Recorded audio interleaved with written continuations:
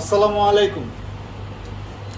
আজকে আমরা শুধুমাত্র আমাদের ডাইজেস্টিভ সিস্টেমের একটা নির্দিষ্ট অঙ্গ নিয়ে কথা বলবো, আর সেটা হলো পাকস্থলী। আমরা অলরেডি জেনেছি যে stomach is the central organ of the digestive system, এবং এটার আরেকটা নাম আছে গ্রিন্ডিং মেশিন। মানে আসলে এর কাজটা হলো কি? এর কাজটা হলো আমরা যে সকল খাবার খেয়ে থাকি, সেটা যে ধরনের খাবারই হোক না কেন, এটাকে চূর্ণ বিচূর্ণ করা, এই কারণে এই ধরনের নাম। বা হপারও বলা হয়। হপার আপনারা দেখেছেন কি এটা আমি জানি না। সাধারণত ওই এটা সাধারণত দেখা যায় যারা আসলে যে ব্ল্যাক স্মিথ, এই ব্ল্যাক স্মিথে কাজ করে, অর্থাৎ ওই লোহা দিয়ে বিভিন্ন জিনিস বানায়। সো এরাই সাধারণত একটা বাতাস দেওয়ার জন্য এক ধরনের মেশিন ইউজ করে, এটাকে হপার বলা হয়। সো এইটাকে আসলে পাকস্থলীটাকে সহজে বোঝানোর জন্য ইংরেজিতে হপার শব্দটি ইউজ করা হয়, বাট আমরা এটাকে বলতে পারি চূর্ণ বিচূর্ণ করার যন্ত্র। ঠিক আছে? তো এর প্রথমেই স্টমাকটাকে যদি বুঝতে হয়, এর ফাংশনটাকে বুঝতে হয়, তাহলে তার আগে আমাকে বুঝতে হবে এর অ্যানাটমিটা। তার মানে অ্যানাটমিটা কি, এর স্ট্রাকচারটা আমি আগে আসলে বুঝবো। এবং স্ট্রাকচারটা বোঝার আগে, বোঝার ক্ষেত্রে আমাকে প্রথমে যেটা করতে হবে সেটা হলো এর চিত্রটা ভালো মতো এঁকে তারপরে বুঝতে হবে। সো আমি রিকোয়েস্ট করবো যারা যারা এই ট্রেনিংয়ে আছেন, তারা প্রত্যেকে যখন কোনো কিছু বোঝার চেষ্টা করবেন, অবশ্যই চিত্রটা আঁকবেন। এবং চিত্রটা এঁকে যখন কোনো লেবেলিং করে আপনি বুঝবেন, তখন ওটা সহজে মাথায় ঢুকবে এবং অনেকদিন ওটা মাথায় থাকবে। তো দেখতে এটা কেমন আমরা সেটা আগে দেখি।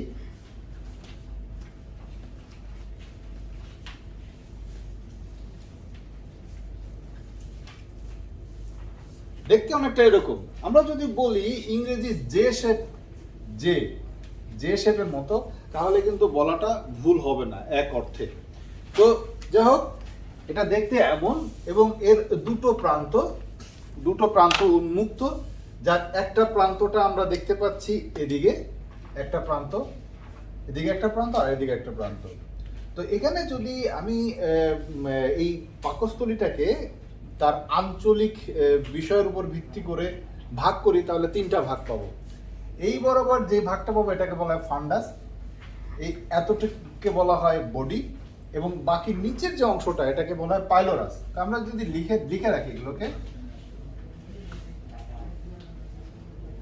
পাইলোরাস রিজন বা পাইলোরিক রিজনও বলে। হ্যাঁ, এটা হচ্ছে বডি বা দেহ, মূল বডিটা। আর উপরের অংশটাকে কি বলা হয়? পান্ডাস। এটা হলো আঞ্চলিকভাবে বা এর যে ক্ষেত্র, এই ক্ষেত্রটা অনুসারে যদি আমরা ভাগ করি, তাহলে এরকম তিনটা ভাগে আমরা এটাকে ভাগ করতে পারি। এখন আমরা যদি এখানে ভেতরের চিত্রটা দেখি, ভেতরের চিত্রটা কেমন হবে, তাহলে ভেতরের চিত্রে আমরা যাই।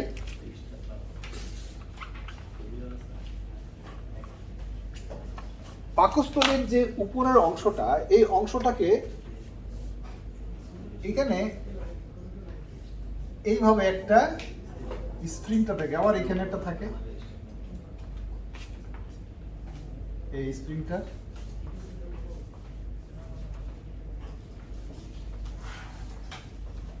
এই স্প্রিংটা,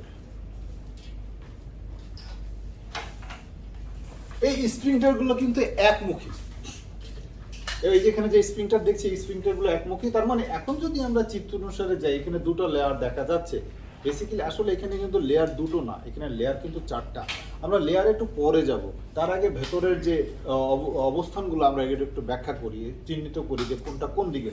তো এই যে স্প্রিংটারটা, এই স্প্রিংটারটাকে বলা হয় কার্ডিয়াক স্প্রিংটার অথবা লোয়ার ইসোফেজিয়াল স্প্রিংটার। আমরা জানি যে ইসোফেগাসের শেষ দিকে এসে শুরু হয়েছে কি পাকস্থলীর যাত্রা।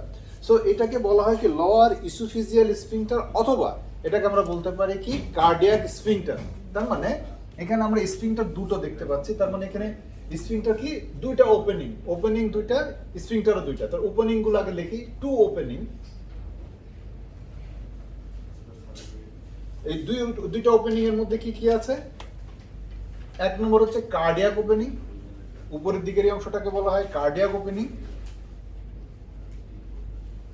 আর নিচের এই অংশটাকে বলা হয় কি পাইলোরিক, পাইলোরাস থেকে পাইলোরিক ওপেনিং। দুইটা ওপেনিং আমরা পেলাম।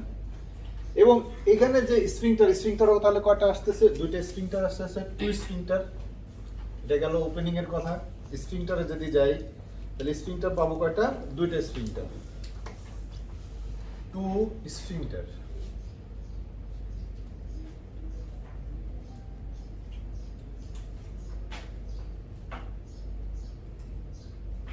সো দুইটা স্প্রিংটারের মধ্যে এক নম্বরটা কি, এক নম্বর আছে কার্ডিয়াকও বলতে পারি, আবার লোয়ার ইসোফেজিয়াল স্ফিংক্টারও বলতে পারি, আমরা দুটোই বলতে পারি।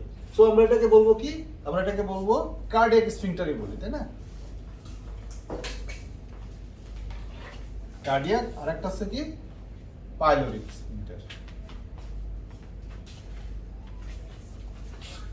ওকে, চলো আমরা কি কি পেলাম, দুটো ওপেনিং পেলাম। একটাকে বলবো কি কার্ডিয়াক ওপেনিং, পাইলোরিক ওপেনিং। এই চিত্রনসারে আমি এখন কি কি পাচ্ছি, উপরের দিকে পাচ্ছে হচ্ছে কার্ডিয়াক ওপেনিং, নিচে আছে পাইলোরিক ওপেনিং, আর স্ফিংক্টার পাচ্ছি দুটো। একটাকে বলছি কার্ডিয়াক স্ফিংক্টার, আরটাকে বলছি পাইলোরিক স্ফিংক্টার। ওকে, এখন এগুলো ছাড়াও আর কি কি আছে এখানে, এখানে অসংখ্য টোটাল যে পাকস্থলীর যে স্ট্রাকচার, যে লেয়ারে যদি যাই, এই লেয়ার কয়টা পাবো, লেয়ারটা আমরা এই সাইডে দেখি। এখানে লেয়ার আসলে যেভাবে আমরা দেখতে পাচ্ছি ঠিক এরকম না, কিন্তু আসলে আমরা যদি এটাকে কেটে নিই, কেটে যদি একটু বড় করে দেখি তাহলে এর উপরের দিকের যে লেয়ারটা, এই উপরের দিকের লেয়ারটা কেমন হবে, উপর দিকের লেয়ারটা হবে এরকম এরকম, হ্যাঁ, এটা মিউকাস লেয়ার বলে। এর পরের লেয়ারটা মাসকুলার, এটা সবচেয়ে পুরু, এটা পুরু একটা লেয়ার, সাবমিউকাস লেয়ারটা একটু পাতলা হবে, এটা হচ্ছে সাবমিউকাস লেয়ার। আর এই অংশটা হবে মাসকুলার, আমি এটাকে একটু ভিন্ন কালার দিয়ে করি, মাসকুলার, ঠিক আছে। আর এর মিউকাস লেয়ারের ঠিক নিচের যে লেয়ারটা সেটাকে বলা হয় সাবমিউকাস। এবং তারপরের যে লেয়ারটা, এই লেয়ারটাকে বলা হবে, এটা আমরা এই লেয়ারটাকে বলা হবে সেরাস। এটাকে ব্ল্যাক কালিতে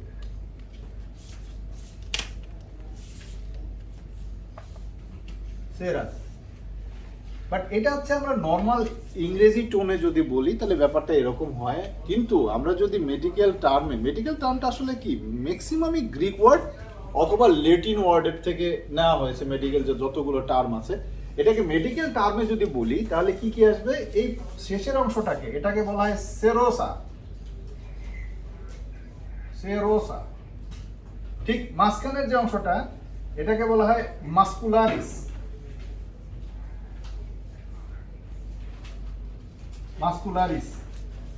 আচ্ছা, বড় ছোট হয়ে গেছে, ওকে, বোঝা যাচ্ছে তো নাকি, বোঝা যাচ্ছে না, লেখা কি বোঝা যাচ্ছে? আরে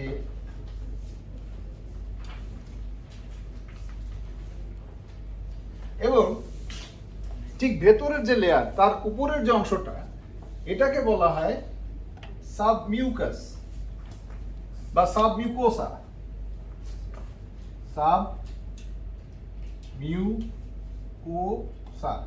বা মিউকাস, যদি আমরা নর্মাল ইংরেজিতে বলি এটাকে বলবো সাবমিউকাস।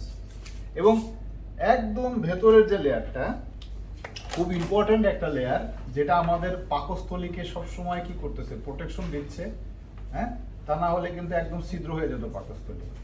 এখানে যে অ্যাসিডের যে শক্তি, তা খুবই ভয়ঙ্কর। তো এই লেয়ারটাকে বলা হচ্ছে কি, এই লেয়ারটাকে বলা হচ্ছে মিউকোসা বা মিউকাস লেয়ার। সো এই মিউকাস লেয়ার, বা আমরা যদি এখন এখানে এটাকে আর একটু করি, যে এখানে যে সেলগুলো আছে, এখানে অনেকগুলো গ্ল্যান্ড থাকে, গ্যাস্ট্রিক গ্ল্যান্ড বলে। এই গ্যাস্ট্রিক গ্ল্যান্ডের মধ্যে আবার ভাগ আছে, এদের মধ্যে একটা গ্ল্যান্ডকে বলে অক্সেন্ট্রিক গ্ল্যান্ড। অক্সেন্ট্রিক গ্ল্যান্ডটা আসলে কি, অক্সেন্ট্রিক শব্দটার অর্থ হলো অ্যাসিড প্রডিউসিং, তার মানে এই গ্ল্যান্ডগুলো অ্যাসিড প্রডিউস করে। ওকে, এই গ্ল্যান্ডগুলো থেকে যে জুসগুলো রিলিজ হয় এদেরকে বলা হয় গ্যাস্ট্রিক জুস। এই জুসগুলো করে কি, আমরা যে ধরনের যে খাবারগুলো খাই, এটা তো জটিল কমপ্লেক্স ফুড। সো এটাকে কি করে আমাদের দেহের শোষণ উপযোগী করার জন্য প্রয়োজনীয় ব্যবস্থা নেয়। এখান থেকে প্রচুর পরিমাণে কেমিক্যাল, পাচক রস বলি বাংলা যদি বলি, বা ডাইজেস্টিভ এনজাইম, এরা করে কি এরা এসে এই খাবারগুলোকে ভেঙে ফেলে। তো এর মধ্যে যেসব খাবার সবচেয়ে কমপ্লেক্স খাবারগুলোর মধ্যে একটা হচ্ছে প্রোটিন জাতীয় খাবারগুলো এবং একটু ফ্যাট জাতীয় খাবারগুলো। ফ্যাটের চাইতে প্রোটিন অনেক বেশি কমপ্লিকেটেড, এবং প্রোটিন ভাঙার জন্য সবচেয়ে বেশি বেগ পেতে হয় পাকস্থলীকে। সো এর জন্য প্রয়োজনীয় কি এর জন্য প্রয়োজন হচ্ছে পেপসিন নামে এক ধরনের কেমিক্যাল তৈরি হয়। সেটা কিভাবে হয়? এই পাকস্থলী থেকে এক ধরনের অ্যাসিড রিলিজ হয় যেটাকে বলা হয় হাইড্রোক্লোরিক অ্যাসিড, এবং এখানে আরো কিছু সেক্রেটরি গ্ল্যান্ড আছে, কিছু গ্যাস্ট্রিক গ্ল্যান্ড আছে যেখান থেকে পেপসিনোজেন নামে এক ধরনের কেমিক্যাল রিলিজ হয়। এই পেপসিনোজেন এবং অ্যাসিড এটা কম্বাইন্ড হয়ে তৈরি হয় আছে পেপসিন। এই পেপসিনটা তখন প্রোটিন। তো আমরা এটাকে যদি অংশটা কেটে নিয়ে যে চিত্রটা পাবো সেটা এরকম অনেকটা। তো এখানে আমরা 4টা লেয়ার দেখতে পাচ্ছি। প্রথমটাকে আমরা বলছি কি মিউকাস লেয়ার, বা এটাকে যদি মেডিকেল টার্মে বলি মিউকোসা। ভেতরেরটা অংশটাকে সাবমিউকাস, আমি একটু লিখে ফেলি বুঝতে সুবিধা হবে। তাহলে এই অংশটাকে আমরা বলছি কি মিউকাস বা মিউকোসা। মিউকোসা। ঠিক মাঝখানের যে এর পরের যে লেয়ারটা সেটাকে বলতেছি আমরা সাবমিউকোসা। Submucosa, mucosa, submucosa. এবং মাঝখানের যে পুরো যে লেয়ারটা এটাকে বলা হয় মাস্কুলারিস বা মাস্কুলার লেয়ার। মাস্কুলারিস অথবা মাস্কুলার লেয়ার,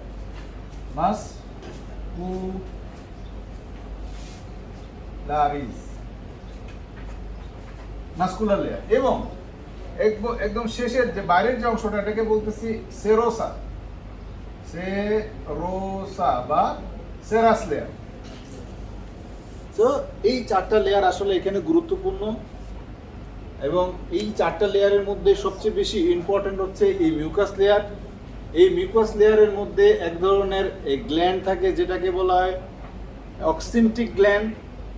এখন আমাদের আলোচনার বিষয় হচ্ছে অক্সিনটিক গ্ল্যান্ড নিয়ে। আমরা এখন এই অক্সিনটিক গ্ল্যান্ড নিয়ে কথা বলবো। এখন এই অক্সিনটিক গ্ল্যান্ডটা আমরা যদি এখানে একটু বড় করি, যেখানে যে পাহাড়ের মতো উঁচু নিচু দেখা যাচ্ছে, এটাকে যদি একটু বড় করি, ম্যাগনিফাই করি, তাহলে কিরকম একটা চিত্র পাওয়া যায় একটু দেখা যাক। ঠিক আমরা এই অংশটাকে কেটে নিচ্ছি, এই অংশটাকে একটু ম্যাগনিফাই করছি। এখানে ম্যাগনিফাই করলাম। ম্যাগনিফাই করলে অবস্থাটা কি দাঁড়াচ্ছে?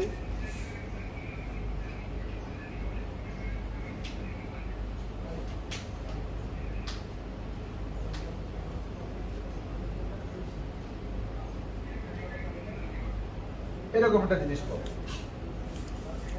এবং এখানে অসংখ্য সেল আছে, এখানে সেল, এখানে কিন্তু এগুলো সেল। এইগুলো কি বলা হচ্ছে কি অক্সিনটিক সেল বা গ্যাস্ট্রিক গ্ল্যান্ডও বলা যেতে পারে। গ্যাস্ট্রিক মানে কি পাকস্থলীর রিলেটেড। তার মানে এখানে যে গ্ল্যান্ডগুলোর আমরা চিত্র দেখতে পাচ্ছি এগুলো সব হচ্ছে গ্যাস্ট্রিক গ্ল্যান্ড। এবং এই গ্যাস্ট্রিক গ্ল্যান্ডের মধ্যে কোনোটা এক এক রকম হতে পারে। হ্যাঁ, এদের মধ্যে কেউ হচ্ছে প্যারাইটাল সেল, কেউ হচ্ছে পেপটিক সেল বা চিফ সেলও বলে, আবার কোনোটা হচ্ছে মিউকাস নেক সেল। সো এই সেলগুলো মূলত অ্যাসিড প্রডিউস করে বা প্রয়োজনীয় যে গ্যাস্ট্রিক ডাইজেস্টিভ জুস তা প্রডিউস করে এটা এখানে ছেড়ে দেয়। তো এখানে ছেড়ে দিলে এই রাস্তা ছেড়ে দেয়, এই রাস্তা দিয়ে এখানে যেটা আমরা উঁচু নিচু দেখতে পাচ্ছি এই রাস্তা ছেড়ে দেয়, এই রাস্তা দিয়ে এটা আমাদের গ্যাস্ট্রিক পাকস্থলীতে চলে আসে। এটাকে বলা হয় কি ক্যানালিকুলি। এটা আর একটা নাম আছে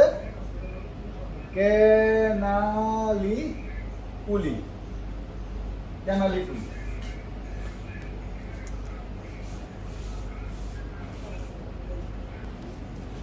সো আমরা যেটা বলছিলাম ক্যানালিকুলির কথা। সো ক্যানালিকুলিতে তাহলে কি হচ্ছে, এইখানে যে গ্ল্যান্ডগুলো আছে এই গ্ল্যান্ডগুলো থেকে অ্যাসিড এসে ক্যানালিকুলি বা যে ডাইজেস্টিভ জুসগুলো তৈরি হয় সেগুলো এসে এখানে লঞ্চ হয় তখন স্টোমাকে চলে আসে। এখন আমরা এই ক্যানালিকুলিটাকে যদি ভালো মতো একটু দেখতে চাই, একটু বড় করে দেখি, তাহলে হয়তো বুঝতে আমাদের জন্য একটু সুবিধা হবে। সো সেক্ষেত্রে আমাদের এই লেয়ারটা আমরা একটু করে ফেলি। এখন আমাদের মূল আলোচনার বিষয় হচ্ছে ক্যানালিকুলে এবং এই রিলেটেড যে গ্যাস্ট্রিক গ্ল্যান্ডগুলো আছে। গ্ল্যান্ড কারা? গ্ল্যান্ড হচ্ছে এমন কিছু সেল বা সেলের সমষ্টি যা থেকে নির্দিষ্ট একটা স্টিমিউলি কেমিক্যাল রিলিজ হয়, যে কেমিক্যালগুলো সুনির্দিষ্ট কোনো কাজ করে। এই ধরনের যে সেল সমষ্টি বা টিস্যু সমষ্টি এগুলোকে বলা হচ্ছে গ্ল্যান্ড। তার মানে এরা এক ধরনের কেমিক্যাল রিলিজ করে। ওকে, প্রথম কথা, এরা কিছু সেল যারা এক ধরনের কেমিক্যাল রিলিজ করে, এই কেমিক্যালগুলো সুনির্দিষ্ট কোনো কাজ করে, এরাই হচ্ছে গ্ল্যান্ড।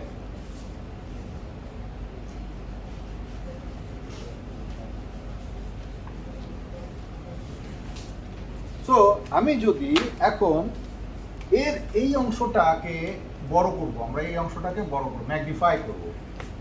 সো এই ম্যাগনিফাই করলে অবস্থাটা কি দাঁড়াবে আমরা একটু দেখি এখানে অবস্থাটা কি দাঁড়াচ্ছে।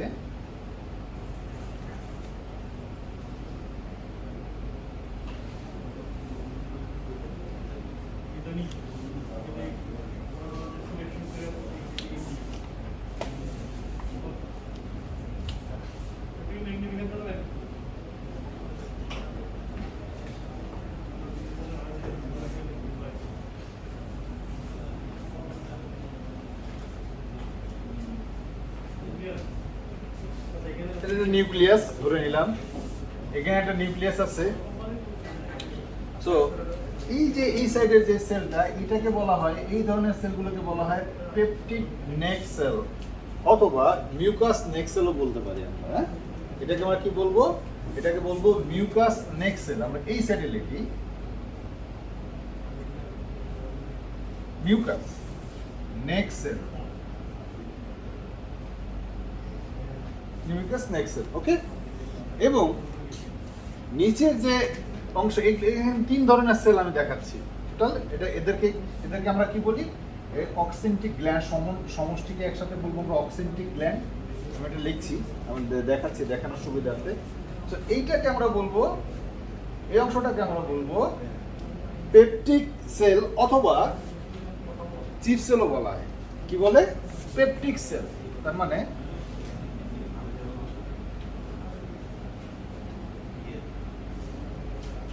অথবা চিফ সেল।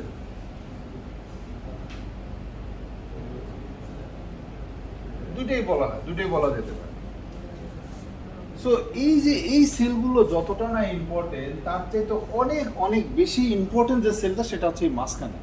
এই মাঝখানের এই সেলটাকে, মাঝখানে আমরা যে সেলটাকে দেখছি, এই সেলটাকে কি বলে? এই সেলটাকে বলে প্যারাইটাল সেল। কি বলে এটাকে? Parietal sell.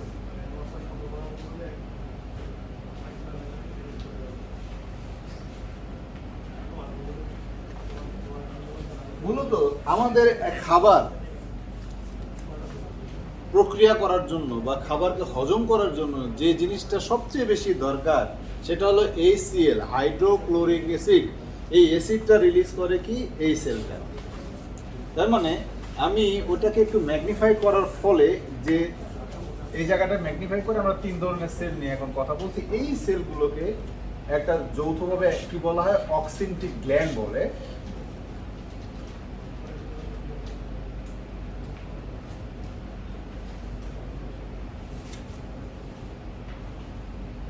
এটাকে কি বলে? অক্সিনটিক গ্ল্যান্ড। অক্সিনটিক শব্দটার মানে কি? অক্সিনটিক শব্দটার মানে হচ্ছে অ্যাসিড প্রডিউসিং, মানে যারা অ্যাসিড তৈরি করে, যে গ্ল্যান্ডগুলো অ্যাসিড তৈরি করে বা যে সেলগুলো অ্যাসিড তৈরি করে, সেইগুলোকে বলা হয়, তাদেরকে বলা হয় অক্সিনটিক গ্ল্যান্ড। এবং এই সেলগুলোকে বলা হয় অক্সিনটিক সেল। এর মধ্যে অক্সিনটিক সেল যদি ডাইরেক্ট বলি, তাহলে কাকে বুঝবো? সেটাকে বুঝবো প্যারাইটাল সেলকে বুঝবো। তার মানে এখানে অক্সিনটিক সেল বলতে আসলে প্যারাইটাল সেলকে বোঝায়। তাহলে এই যে মিউকাস নেক সেল, এ কি করে? এখন এক একজনের কাজগুলোকে আমরা একটু বিন্যাস করি। এই মিউকাস নেক সেল আসলে তৈরি করে পেপসিনোজেন। পেপসিনোজেন, এই পেপসিনোজেন তৈরি করে মিউকাস নেক সেল। ঠিক আছে? এবং আবার কিছু ইনস্ট্রিক্সিক ফ্যাক্টর, এই সে ফ্যাক্টরগুলো পরে আমরা আসছি। এবং এর পেপটিক সেল বা চিফ সেল, এটাও কি করে? এটাও আমাদের তৈরি করে পেপসিনোজেন।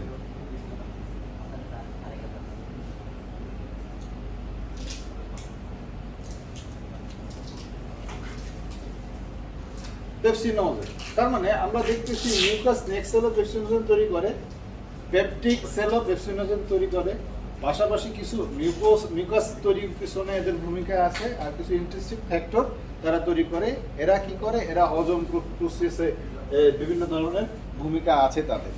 তারপরে আমরা দেখব যে প্যারাইটাল সেল কি করে। প্যারাইটাল সেল আসলে একটা কাজই করে, সে অ্যাসিড তৈরি করে, HCl হাইড্রোক্লোরিক অ্যাসিড। এই কাজ হচ্ছে হাইড্রোক্লোরিক অ্যাসিড তৈরি করা। এই সবগুলো জিনিস যখন তৈরি হলো, এদের যখন সমন্বিত হলো, এই হাইড্রোক্লোরিক অ্যাসিড এবং পেপসিনোজেন এরা মিলিত হয়ে তৈরি হয় পেপসিন। কি হয়, তার মানে হাইড্রোক্লোরিক অ্যাসিড এবং পেপসিনোজেন মিলিত হয়ে হচ্ছে পেপসিন। এবং এই পেপসিনের সাথে অন্য যে ডাইজেস্টিভ জুস আছে, হ্যাঁ, এখানে কিছু হরমোনাল গ্ল্যান্ডও আছে। ঠিক এই পাইলোরাস যে রিজনটা, এই জায়গাটায়, এই পাইলোরিক রিজনে এখানে কিছু গ্যাস্ট্রিন নামে হরমোনাল গ্ল্যান্ড আছে। গ্যাস্ট্রিন কি বলে এটাকে, গ্যাস্ট্রিন। সে এখান থেকে গ্যাস্ট্রিন রিলিজ করে এবং এরা মিলে তৈরি হয় কি ডাইজেস্টিভ জুস, অ্যামাইলেজ, লাইপেজ, আরও অনেক কিছু আছে। এর প্রত্যেকটা কাজ এক এক রকম। একজন হয়তো কার্বোহাইড্রেট ব্রেকডাউনের জন্য ইনভলভ, আরেকজন প্রোটিন ব্রেকডাউনের জন্য ইনভলভ, আরেকজন ফ্যাটটাকে ব্রেকডাউন করছে, ব্রেকডাউন করে এটাকে এন্ড প্রোডাক্ট তৈরি করছে। এন্ড প্রোডাক্ট আমরা অলরেডি জানি যে প্রোটিনের এন্ড প্রোডাক্ট হচ্ছে অ্যামাইনো অ্যাসিড, এবং ফ্যাটের এন্ড প্রোডাক্ট ফ্যাটি অ্যাসিড, এবং যেসব গ্লুকোজ জাতীয় খাদ্য আমরা খাই, আমরা যাতে কার্বোহাইড্রেট খাই, কার্ব খাই, সেই কার্বের এন্ড প্রোডাক্ট হচ্ছে গ্লুকোজ। সো এই হলো টোটাল আমার স্টোমাকের যে টোটাল যে পিকচারটা আমরা দেখলাম মোটামুটিভাবে। তো আমরা প্রথম থেকে যদি আরেকবার একটু করে আসি, তাহলে আমরা দেখব কি,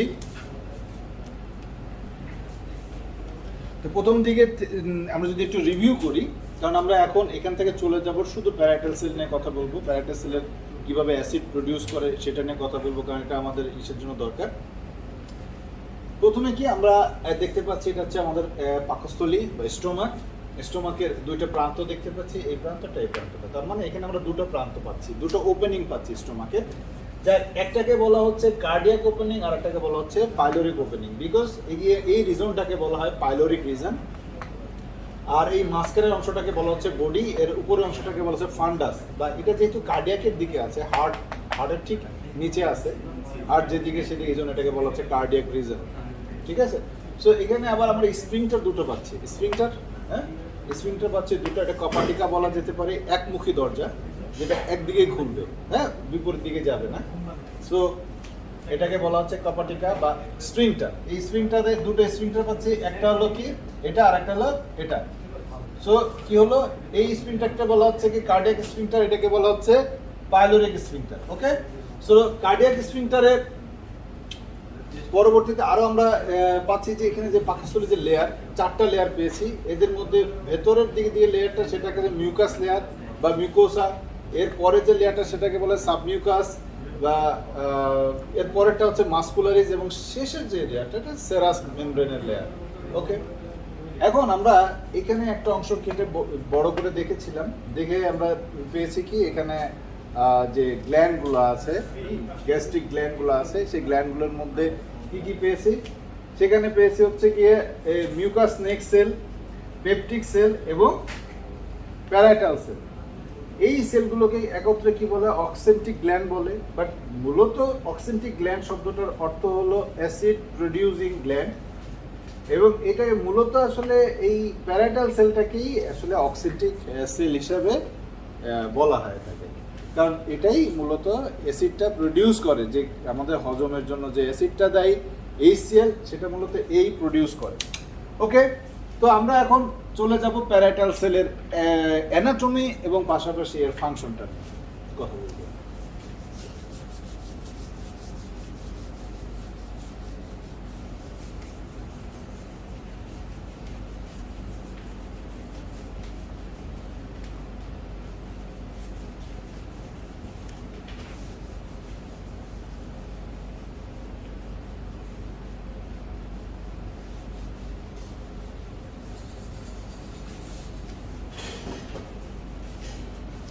সো আমরা বলতে পারি এটাকে অক্সেন্টিক সেল অথবা প্যারাইটাল সেল, তাই না?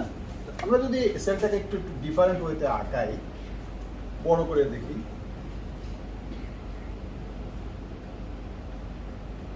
এইভাবে লিখব। এখানে এটা নিউক্লিয়াস, হ্যাঁ, এখানে আমরা বেশ কিছু রিসেপ্টর পাবো। এটা হচ্ছে তার সেল মেমব্রেন, সেল মেমব্রেন। আমরা জানি সেল মেমব্রেনটা কি, লিপিড বাইলেয়ার এবং অনেকগুলো প্রোটিনের সমষ্টি, প্রোটিনের ভিতর যুক্ত থাকে। তাহলে এখানে কিছু প্রোটিন ধরে নিলাম, এখানে একটা প্রোটিন আছে, যে প্রোটিনটার নাম হলো কি, যে প্রোটিনটার নাম হলো রিসেপ্টর। এদেরকে হয়তো এই প্রোটিনগুলো কি করে, রিসেপ্টর হিসেবে কাজ করে, ধরে নিলাম এগুলো হচ্ছে রিসেপ্টর। এখানে কিছু প্রোটিন আছে, প্রোটিন তো 6 ধরনের কাজ করে, তাই না? তার মধ্যে এই প্রোটিনগুলো হচ্ছে রিসেপ্টর, এটা হচ্ছে পাম্প হিসেবে কাজ করে। এই প্রোটিনটা সে কি করে, সে শক্তি প্রয়োগের মাধ্যমে কোনো কিছুকে বের করে দেয় অথবা কোনো কিছুকে প্রবেশ করায়। এই প্রোটিনটা হলো পাম্প, এই প্রোটিনটা হলো পাম্প। এখন এটা বোঝার আগে আমাকে বুঝতে হবে অ্যাসিড কারা। What is acid? অ্যাসিড হলো যে সকল পদার্থের মধ্যে হাইড্রোজেন আয়ন আছে। হাইড্রোজেন আয়ন, তার মানে হাইড্রোজেন আয়ন কি? হাইড্রোজেন আয়ন বলতে বোঝাই এই হাইড্রোজেন যে পরমাণু আছে, এই পরমাণু যদি আয়োনাইজড অবস্থায় থাকে তখন এটাকে হাইড্রোজেন আয়ন বলে। তাহলে হাইড্রোজেন পরমাণুটাকে যদি আমরা একটু দেখি তাহলে কি দেখব, এটা যদি একটা হাইড্রোজেন পরমাণু হয়, এর ভেতরে থাকে হচ্ছে কি প্রোটন, ভেতর থেকে কি একটা প্রোটন, আর এখানে থাকে একটা ইলেকট্রন। তাহলে ইলেকট্রন আর এই প্রোটন, এই পজিটিভ চার্জ আর নেগেটিভ চার্জ দুজনকে কি করে দেয়, নিউট্রাল করে দেয়। ফলশ্রুতিতে এ কি হয়, চার্জ শূন্য থাকে। বাট যখনই আমি এই ইলেকট্রনটাকে সরিয়ে নিব তাহলে কি দাঁড়াচ্ছে, তাহলে একটা পজিটিভ চার্জ পাচ্ছি, আর কিছুই পাচ্ছি না। একটা প্রোটন পাচ্ছি, আর কিছুই কিন্তু পাচ্ছি না, আর কিছুই কিন্তু নেই। তার মানে এইটা মানে কি, এটা মানে হলো এই হাইড্রোজেন আয়ন। তার মানে হাইড্রোজেন আয়ন আর প্রোটন একই কথা। হাইড্রোজেন আয়ন এবং প্রোটনের মধ্যে কোনো পার্থক্য নাই। তার মানে এই হাইড্রোজেন আয়নটাকে আমরা কি বলতে পারি, প্রোটনও বলতে পারি। যে সকল পদার্থের মধ্যে এই ধরনের আয়ন থাকবে বা হাইড্রোজেন যুক্ত থাকবে, এই ধরনের পদার্থগুলো কি হয়, একটা সময় রাসায়নিক বিক্রিয়াতে হাইড্রোজেন আয়ন উৎপন্ন করে, আর এটাই হলো অ্যাসিড। তাহলে এরা কারা? আমরা যদি অ্যাসিড, অনেকগুলো অ্যাসিডের নাম লিখি বা সংকেত লিখি তাহলে আমরা আরো ক্লিয়ারভাবে বুঝতে পারবো। এখানে একটা কমন ফ্যাক্টর আমাদের নজরে আসবে, কিরকম সেটা দেখার জন্য। তার মানে হাইড্রোজেন আয়নকে কেন প্রোটন বলা হয় ক্লিয়ার, আমাদের আশা করি এই ব্যাপারে আর কোনো ইয়া নেই। তাহলে আমরা এটাকে মুছে ফেললাম। তাহলে হাইড্রোজেন আয়ন আর প্রোটন একই জিনিস। এরপরে আমরা আসি যে এই হাইড্রোজেন আয়নটা বা এই অ্যাসিড কারা কারা। এই যেমন HCl, hydrochloric acid, sulphuric acid, phosphoric acid, তারপরে কার্বনিক অ্যাসিড, নাইট্রিক অ্যাসিড, তারপরে আমরা যদি আরো অনেক অ্যাসিডের সংজ্ঞা লিখতে পারি, হ্যাঁ, এটা তারপরে অক্সালিক অ্যাসিড, ফরমিক অ্যাসিড, হ্যাঁ, তারপরে অক্সালিক অ্যাসিড। এই যাই লিখি না কেন দেখা যাবে এদের মধ্যে একটা কমন ফ্যাক্টর রয়ে গেছে, কমন একটা জিনিস রয়ে গেছে। সেটা কি কমন? এই যে হাইড্রোজেন আয়ন। তার মানে এরা আসলে অ্যাসিড এগুলোর কারণে না। এদেরকে কেন অ্যাসিড বলা হচ্ছে? এই হাইড্রোজেনের কারণে। এটা কি ধরনের হাইড্রোজেন? এটা আয়োনাইজ হতে পারে, প্রতিস্থাপিত হতে পারে, এই জন্য এদেরকে বলা হচ্ছে অ্যাসিড। তার মানে অ্যাসিড হওয়ার জন্য যে শর্তটা সবার আগে দরকার, সেখানে একটা হাইড্রোজেন আয়ন থাকতে হবে। 2 নম্বর শর্ত কি, ওই হাইড্রোজেন আয়নটা প্রতিস্থাপন যোগ্য হতে হবে, অথবা এটা আয়োনাইজ হওয়ার ইয়া থাকতে হবে, ক্ষমতা থাকতে হবে। যে যাই হোক, এ নিয়ে তাহলে আমরা দেখলাম যে এটাই হচ্ছে আমাদের কি অ্যাসিডের বৈশিষ্ট্য এবং অ্যাসিডের শর্তগুলো কি কি, তার মধ্যে আমরা পেয়ে গেলাম যেটা কমন ফ্যাক্টর কি, সেটা হলো হাইড্রোজেন আয়ন বা হাইড্রোজেন। তো এখন আমরা যদি দেখি এই প্যারাটাল সেলে কি ঘটে, একটা প্যারাটাল সেল কিভাবে অ্যাসিড তৈরি করে। আমরা তো ক্লোরাইড আয়ন খাই, আমাদের সোডিয়াম ক্লোরাইড, আমরা লবণের মধ্যে এই ক্লোরাইড আয়নটাকে গ্রহণ করি সবসময়। কি করি? Chloride ion, sodium chloride. এবং সোডিয়াম ক্লোরাইড লবণ খাই না, শরীরের ভিতরে ঢুকে এটা আয়োনাইজড হয়ে যায়, সোডিয়াম এবং ক্লোরাইড। এবং ক্লোরিন অনেকভাবে খেয়ে থাকি আমরা, আমাদের শাক সবজির মাধ্যমে, বিভিন্ন ইসের মাধ্যমে এইটা যেতে পারে আমাদের শরীরে, লবণ ছাড়াও। তোর এখন কি ঘটে এখানে? এখানে ঘটনাটা যেটা ঘটে যে এই যে আমরা যেটা দেখতে পাচ্ছি আমাদের যে প্যারাটাল সেল, এই প্যারাটাল সেলের মধ্যে পানি, মানে কি পানি H2O, এটা আমরা জানি তাই না?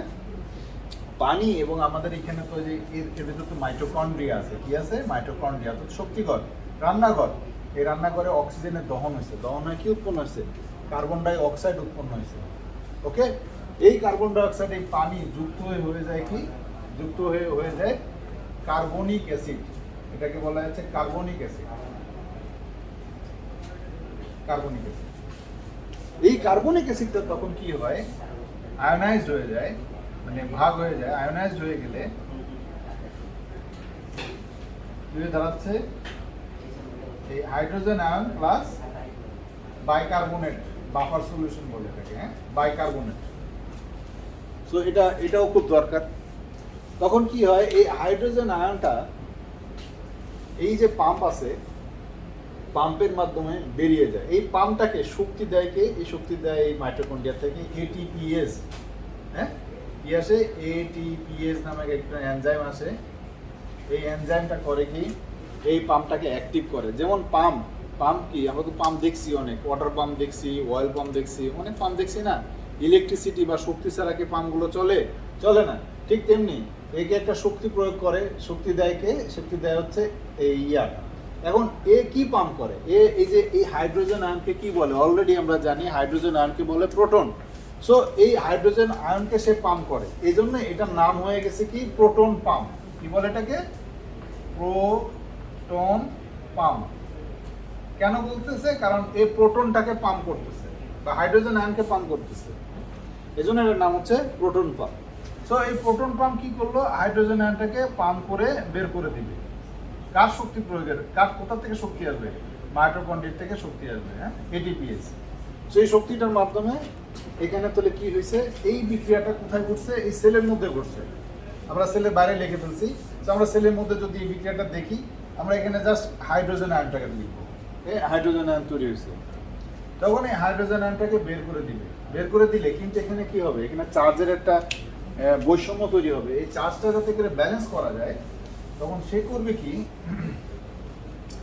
পটাশিয়াম, এখানে একটা প্লাস আয়ন, পটাশিয়াম আয়নটাকে ভেতরে নিয়ে আসবে। তার মানে এটা একটা কাউন্টার এক্সচেঞ্জ হচ্ছে, কাউন্টার ট্রান্সপোর্ট। এই কাউন্টার ট্রান্সপোর্টটা কি করছে? এই প্রোটন পাম্প করছে। সে এটাকে বের করে, এটা পটাশিয়ামটাকে বের করে দিবে, ভেতরে নিয়ে নিবে, এবং হাইড্রোজেনটাকে এই বের করে দিবে।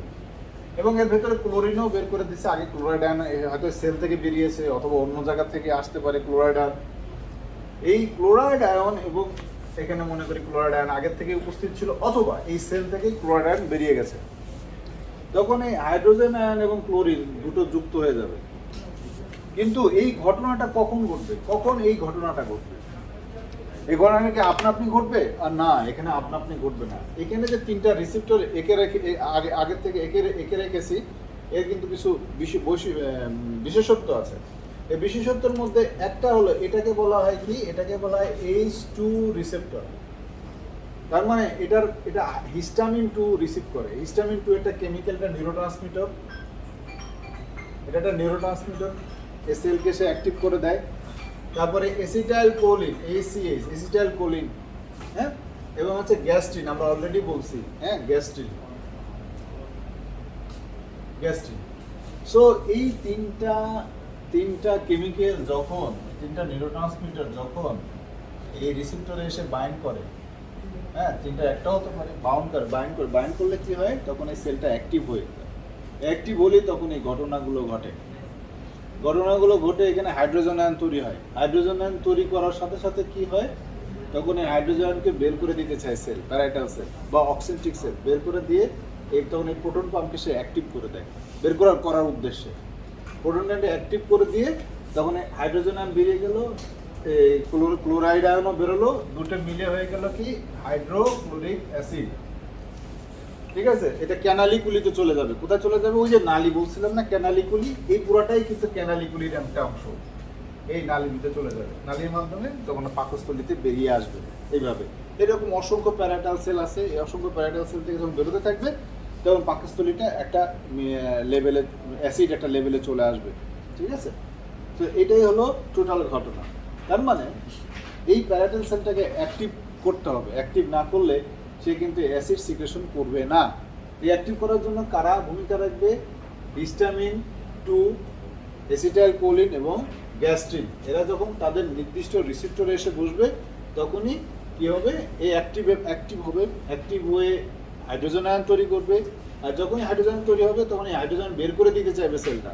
এই বের করার জন্য তখন সে কি করবে? প্রোটন পাম্পটাকে অ্যাক্টিভ করবে এবং হাইড্রোজেন আয়নের পটাশিয়াম আয়নের একটা এক্সচেঞ্জ ঘটবে, কাউন্টার ট্রান্সপোর্ট হবে, তারপরে এই সেলটা আমাদের এসে চলে আসবে। এখন এই সেলটা তো পাকস্থলীতে চলে আসলো, কিন্তু এই যে এরা অ্যাক্টিভ কখন হবে বা এরা কখন এসে এই রিসেপ্টরে বসবে? প্রশ্ন আসতে পারে। যখনই আমাদের নাকে খাবারের গন্ধ যাবে অথবা আমাদের যখন খিদে লাগবে, এই প্যাটের থেকে সিগন্যাল যাবে, কোথায় যাবে? ব্রেনে যাবে। তখন ব্রেন করবে কি?